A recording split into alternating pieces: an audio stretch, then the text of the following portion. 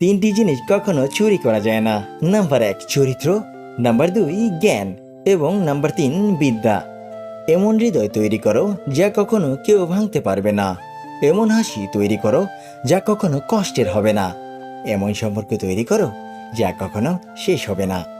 এমন একটি হাত ধরো যা কখনো ছেড়ে যাবে না। আচ্ছা, এমন করে ভালোবাসা যায় না?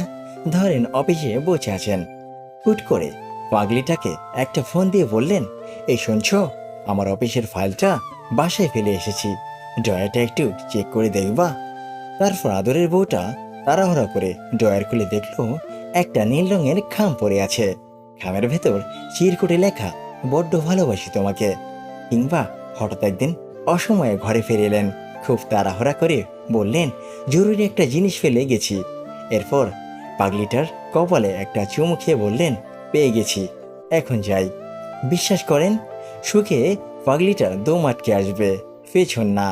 ফিরেও বুঝতে পারবেন পাগলিটার গালে ভালোবাসার অশ্রু চিকচিক করছে।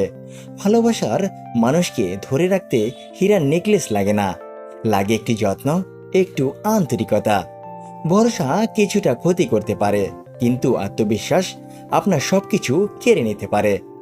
সম্মান করতে শিখুন ওই মানুষগুলোকে যাদের সাথে খারাপ ব্যবহার করেছেন, কিন্তু বিনিময়ে আপনার সাথে খারাপ ব্যবহার করেনি কিংবা করে না।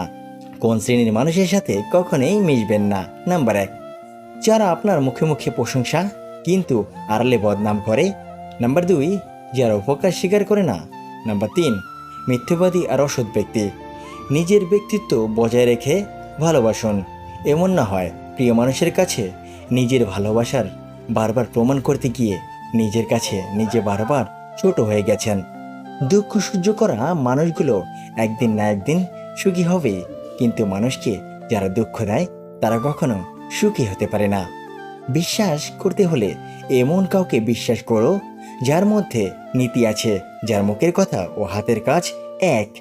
বিদ্যা সাগরের কাছ থেকে অনেক সময় কেউ কেউ মিথ্যা বলেও সাহায্য নিত। একবার এ ব্যাপারে একজন ধরা পড়ে যায়। বিদ্যাসাগরের সহকারী তাকে বলেন যে, আপনাকে ভালো মানুষ পেয়ে অনেকেই এভাবে ঠকায়।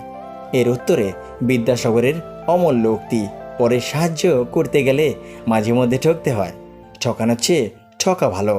সৎ সাহসী ও বিবেকবান মানুষের বেশি বন্ধু হয় না, শেষ পর্যন্ত তারা একা এবং নিঃস্ব।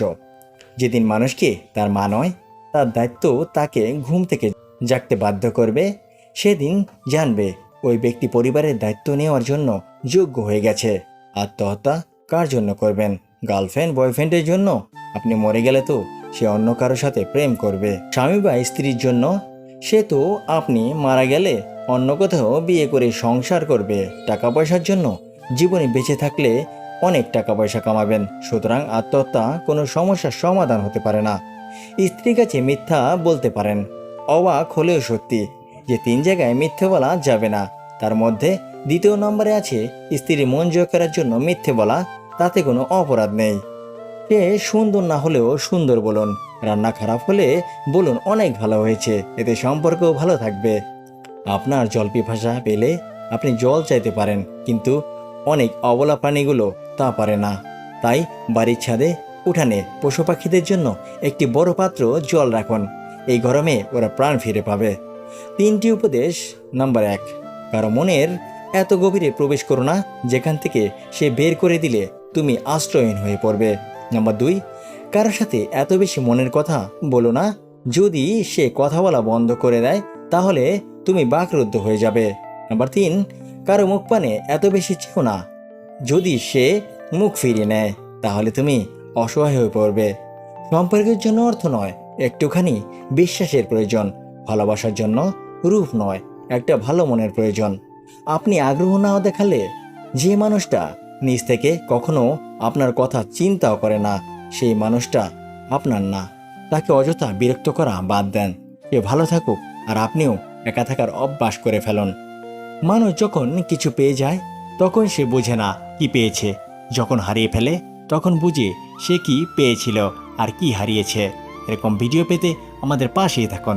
ধন্যবাদ সবাইকে, আবার দেখা হবে আমাদের পরবর্তী ভিডিওতে। সে পর্যন্ত ভালো থাকবেন, সুস্থ থাকবেন। খুদা হাফেজ বন্ধুরা।